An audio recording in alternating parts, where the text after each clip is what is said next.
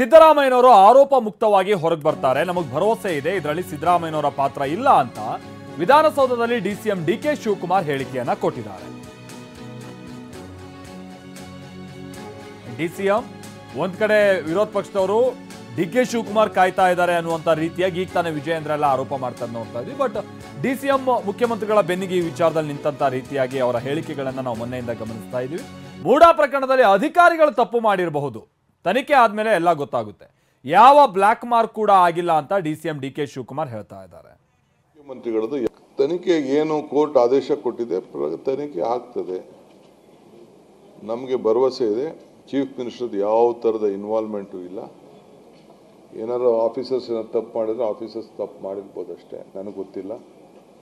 But ಮುಖ್ಯಮಂತ್ರಿಗಳದ್ದು ಯಾವ ಪಾತ್ರನೂ ಇಲ್ಲ. I am making very clear, we will come out very clean.